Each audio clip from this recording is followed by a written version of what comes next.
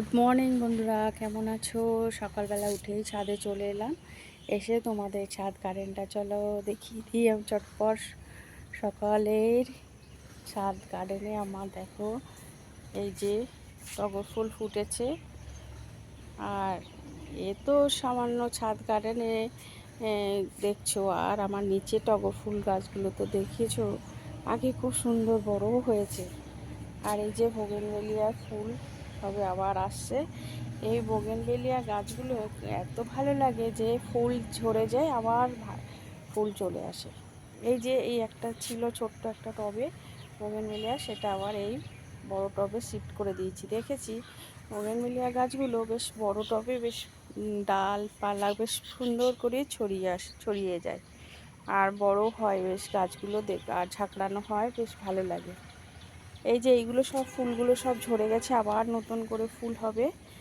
আর এই যে এই একটা হচ্ছে ফুল আসা শুরু করেছে। যখন বোগেনভেলিয়া গাছে ফুল আসবে তখন জলের পরিমাণটা কম দিতে হবে। জল দিলে আবার পাতা গজিয়ে যাবে, ফুল আসবে না। কিন্তু তোমাদের কারোর যদি ছাদ গার্ডেন থাকে তাহলে অবশ্যই তোমরা ফুল আসার আগে জলটা একটু কম দেবে।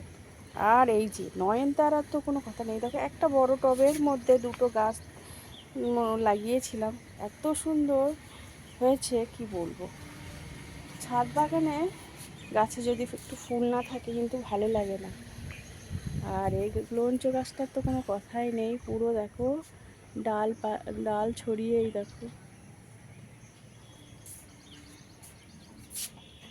আর আবার এই যে সকালবেলা মর্নিংয়ে এসে সকালবেলা যেই ফুলগুলো দেখি, টাইম ফুল বা পর্তুলিকা, কি সুন্দর হয়েছে। এইগুলো পুরানো ডিব্বা, ফালতু রঙের কৌটা, সেই কৌটার মধ্যে কিন্তু বসানো। তোমাদের যদি ছাদ গার্ডেন থাকে, এত সুন্দর গার্ডেন বানাতে চাও, তাহলে এই পুরানো ডিব্বাগুলো না ফেলে কিন্তু এইভাবে তোমরা কাজে লাগাতে পারো ফুল গাছ লাগিয়ে।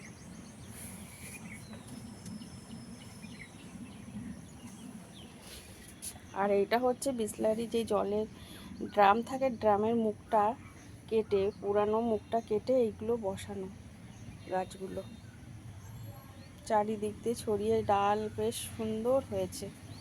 ওইদিকে সেম রঙের কৌটা এই সাইড দিয়ে লাগিয়ে দিয়েছি, দেখতে কিন্তু খুব সুন্দর লাগে। মধ্যিখানে আমি এই কৌটাগুলো হাঁটিয়ে নিয়েছিলাম, কেননা ঝড় হলে কিন্তু পড়ে যাওয়ার সম্ভাবনা থাকে, ওই জন্য সরিয়ে নিয়েছিলাম, নিচে রেখেছিলাম, আবার ওপরে তুলে দিয়েছি। আর এই গাছটার তো কোনো কথাই নেই, দেখো প্রত্যেকটা ডালে কিন্তু ফুল এসেছে, চাপা ফুল। আর আমার আমার ছাদ গার্ডেনের গাছে কিন্তু বেশি যত্ন করা হয় না। এই যে সবজি খোসাগুলো রেখেছি, এইগুলো 4-5 দিন ধরে জল দিয়ে পচিয়ে সেই জলটা কিন্তু ব্যবহার করি, আর খোল পচা জল। তাছাড়া আমার গাছে কোনো কেমিক্যাল কিচ্ছু দেওয়া হয় না। আর চা পাতা যেটা আমরা খাই সেটা ভালো করে ধুয়ে শুকিয়ে ওটা দিই। আর এই দেখো এই বোগেনভেলিয়াটা মাঝেও দেখিয়েছিলাম, পুরো ফুল কিন্তু সব ঝরে হয়েছিল, হওয়ার পরে তারপরে আবার সব ফুল হয়ে গেছে। এই জন্য আমার এই গাছগুলো ভালো লাগে, এক থাকতে এক ফুল আসে এই গাছে।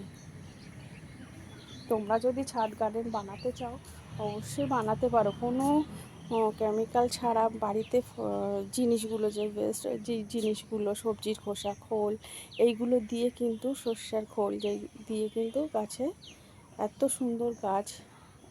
দেখো আমার এই যে এই এটাও কিন্তু আমি নিজে হাতে ডাল কেটে বানানো।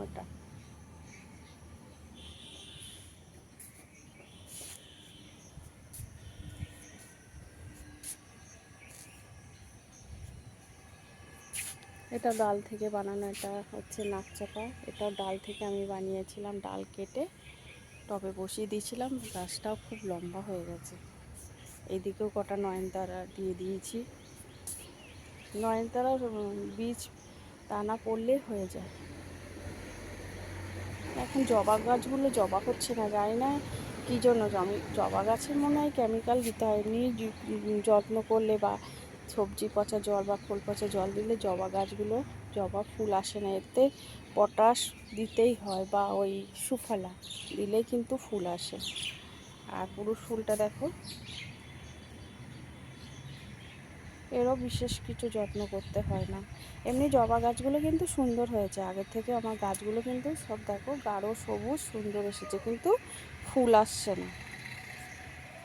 এটা আবার পরি এসছে সাদা জবা। এই যে এই নাকচাপার ডালটা কেটে ওই না, ওই যে ওই সাইডের নাকচাপাটা, এই যে এটা বানানো,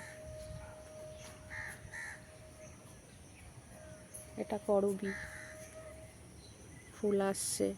এটা দত্তপিয়া।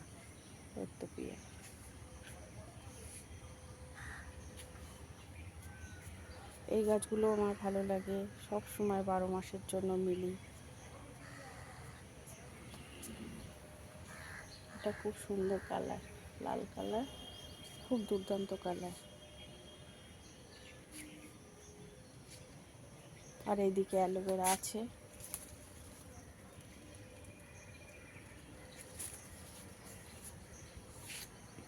চলো তাহলে আমার ছাদ গার্ডেনটা তোমাদেরকে ঘুরিয়ে দেখিয়ে দিলাম, কেমন লাগলো কমেন্ট করে অবশ্যই জানিও।